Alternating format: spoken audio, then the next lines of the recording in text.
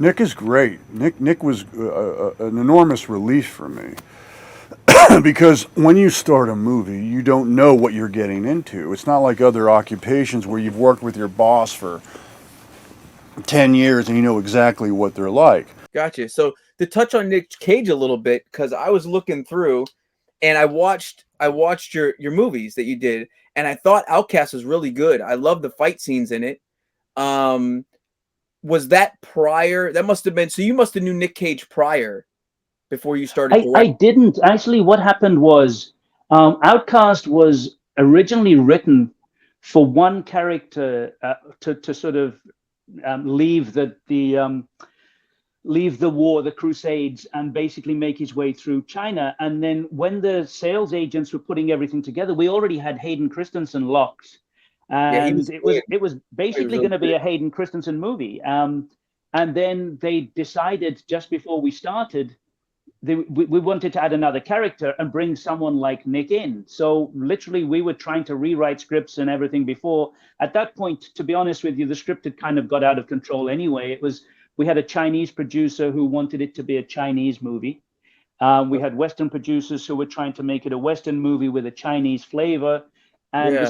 the script kind of got completely lost somewhere in the mix. And then trying to add another character that wasn't even in the script, and in the end, it was a I wasn't very happy with the way things happened. I mean, I tried as hard as I could to make it into a decent movie, but really, we were lost a little bit from the script at the beginning. I think everybody did a good job with what we had, but wasn't the nicest experience that I'd ever had. That was for sure. Let's touch on Outcast a little bit because I'm a producer as well, actor. Yeah.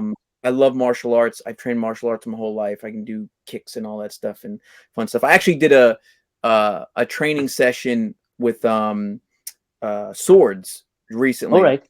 which is really cool. I have never done any stage stuff, and we had one of those big oh man, German long swords is what we were Oh yeah. using, Yeah.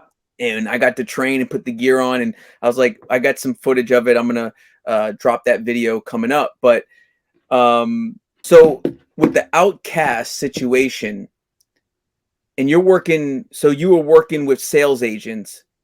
So what Mhm. tends to happen is when because they pre-financed the movie because you had Hayden Christensen on board. We had Hayden, and then they needed another character to get some extra budget in. So we approached Nick, and Nick basically came on board, and we went from there. But as I said, we were still rewriting script and changing things the days, once we started shooting, we were still trying to And were get things together. they doing that though? Were they sometimes I know when the financiers come into the play, they're like, oh, can we make it more for our market? Because if they're pre-financing it, are they going to say, hey, can we have these elements within the film to sell to our audience? Did you Well, have actually, that thing? the sales agents were fine with that stuff. It was actually, we had a Chinese producer who, um, he was a little crazy. And You I worded, mean, yeah, yeah. because basically he had some crazy ideas that no one else was on board with. But because he was essentially financing the movie, it's either you do this or you leave. And I was ready to leave, but then they didn't want me to leave otherwise, because we were already prepping. And to be honest with you, as I said, I was at that point before we started Uh, where I didn't really want to do the movie because it was changing so rapidly and so much. In a way, we had a much better script at the beginning than the one we shot with. yeah, I mean, from my point of view, the Western sales agents weren't too much.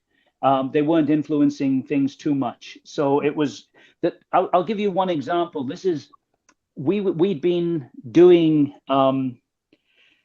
the publicity for the movie 5 days before it opened. So it was opening on Friday in China in 5,000 screens. wow. So it was opening five. I mean, he'd done a really cheap 3D conversion because he wanted to make more money with this, and it made the movie so dark you couldn't see what was going on. And then he wanted to recut it after we'd already cut it, and the Western producers had approved it, and then he recut it, Chinese producer, and then he did a 3D conversion that we weren't happy with. And I was literally Monday night, Tuesday night, Wednesday night, Thursday night in different cities in Shanghai, Beijing, Guangzhou, and doing publicity for the movie.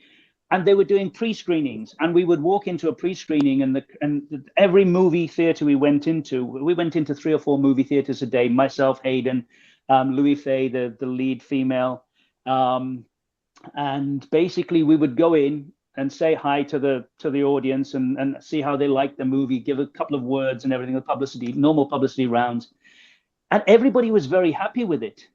Mm-hmm. And he'd already, as far as I was aware, the information I was given by the Chinese sales team was the opening day had sold out. But the producer wanted to have more screens because we weren't the biggest opening that weekend. There was another movie opening, which was a sequel to something that was very successful. So they had more screens than us.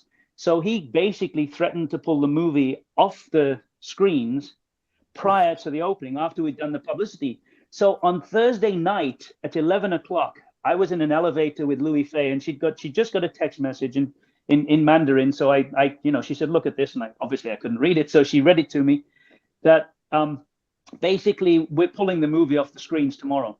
They've already pre-sold their first day's tickets, and the producer pulled it off the screens the night before it opens in 5,000. So now you've got 5,000 theater owners going, what are we putting on now? Nobody had any idea that he was going to do that right up to the sort of 11 o'clock on Thursday night. So I'm calling up the Western producers going, hey, what's going on? Why is it coming off the screen? No, it is on the screens. No, it's not. I've just seen a message. Nobody knew. He literally took it into his own hands to pull it off 5,000 screens the day before it opened. That's crazy, man. That's Yep. Wow. So I could see that could really kind of. And was that your first directorial debut, or did you do stuff prior? No, that was, I directed bits of television and little things here and there, little, but that was my feature debut. Yeah. So It was big thing. Yeah. Man, I did see homage though. It looked like you paid homage to, and I don't know if this was intentional, Braveheart shot. There was a shot of the sword stuck in the ground. I don't know if you know what I'm talking about. The sword stuck in the ground, and there was like to the right of the frame. I was like, oh, that's kind of Braveheart right there. There were a few homage shots in there. It was stuff that I'd done in previous movies and things. Of course, it was, I only had 50 or 55 days to shoot the whole movie, and I was directing main unit and second unit. So, that battle stuff. I was choreographing fights while I was directing, and then I'd get my assistant, my stunt coordinator at the time, who had been with me on a few movies, to go and keep rehearsing it while I started to shoot other stuff over here. Then I'd go and shoot that while I was kind of going through the whole thing. It was a bit of a mishmash, sort of mix and match kind of thing. Yeah, you definitely had. I like the double swords when he pulled out the double swords. That was dope. I really like that.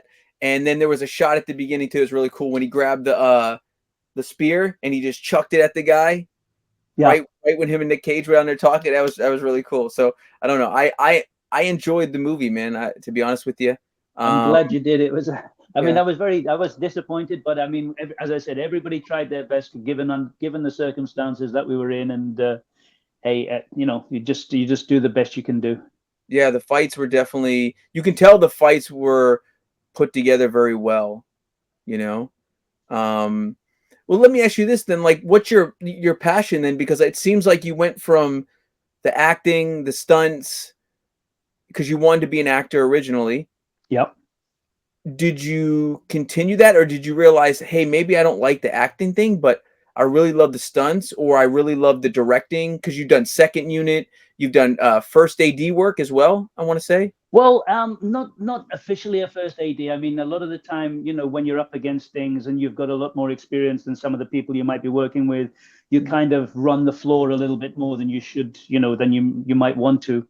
When you've got good first ADs, they run everything so well for you that it's great, because as a director, really, you shouldn't be thinking about any of that stuff. As I said, I started out as an actor, and then when I qualified and as a stunt person, it was really only intending to be a backup to, sort of, so I can go and, okay, I get a couple of days stunt work, then I go back to acting.